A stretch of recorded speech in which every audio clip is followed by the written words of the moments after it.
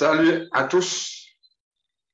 Je vous parle de la Martinique. Je suis le président du Mouvement international pour les réparations, Garcés Malsa. C'est un mouvement panafricaniste, anticolonialiste, qui a pour mission d'écouter, d'accompagner et de permettre à tous les peuples noirs du monde entier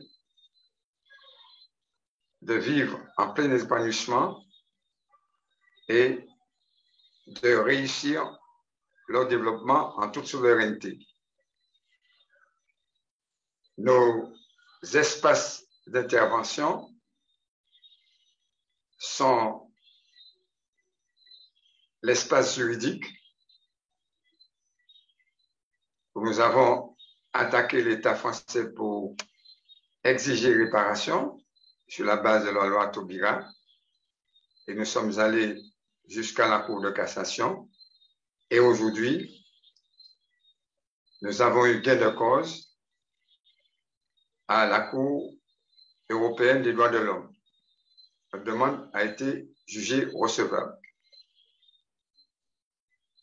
Ensuite, nous intervenons dans un espace socio-culturel par la mise en place des convois pour les réparations.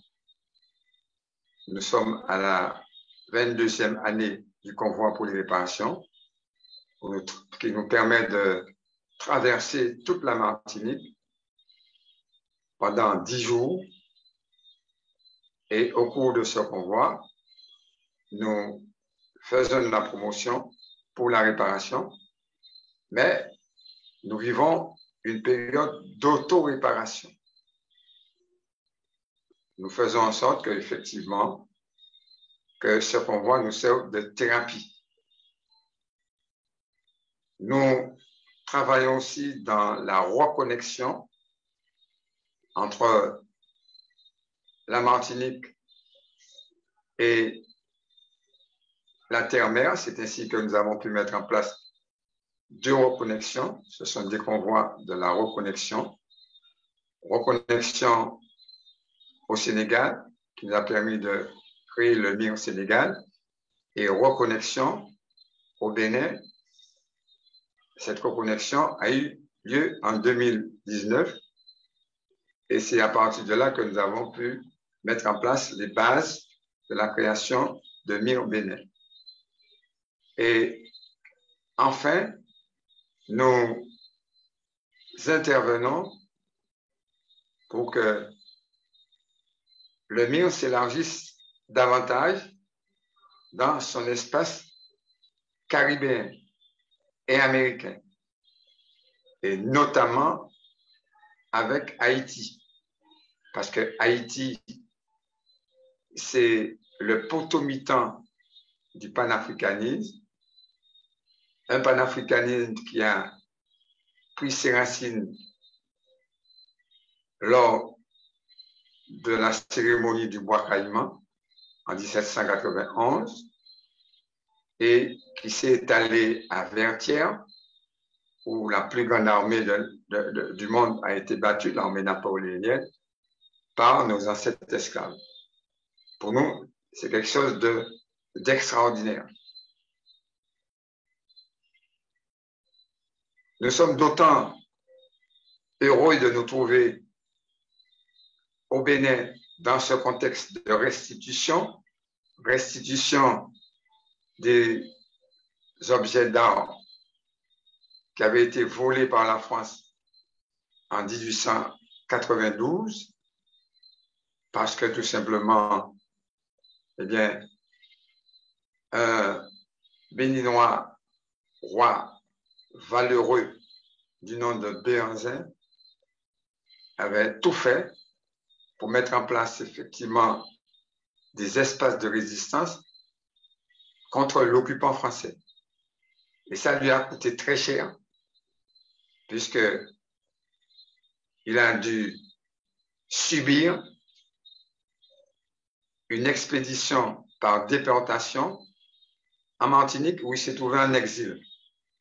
Vous voyez donc, il y a une liaison entre la Martinique, terre d'accueil de Béhanzin, et le Bénin, patrie du roi Béhanzin.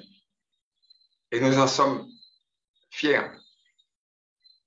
Et je crois qu'effectivement, au moment où nous parlons, cette question de restitution ne doit pas rester lettre morte, doit envahir l'ensemble du continent africain, de telle sorte que tous les objets volés dans le viol et dans la prédation soient remis aux Africains, que ces objets sortent des mains des colonisateurs, pour qu'effectivement, ils reviennent aux Africains. Et cela ne présente qu'un aspect de la question des réparations. La question des réparations est d'ordre financier, il est d'ordre du respect de la personne humaine et il est d'ordre symbolique, voire même spirituel. Et c'est pourquoi l'exemple du Bénin pour nous, comme terre de résistance, terre de symboles spirituels, terre où effectivement la résistance s'est manifestée à tous les niveaux, eh bien, je crois que rien ne se fait au hasard. Nous souhaitons longue vie au Mir Bénin et nous allons tout faire pour rester en connexion avec cette organisation de telle sorte que nous arrivions à développer de plus en plus nos racines, qui sont des racines de résistance, qui sont des racines qui doivent s'organiser pour nous réussissions le grand combat de la réparation, qui est un combat du respect de la personne humaine, mais encore du respect de la paix pour toute l'humanité. Merci.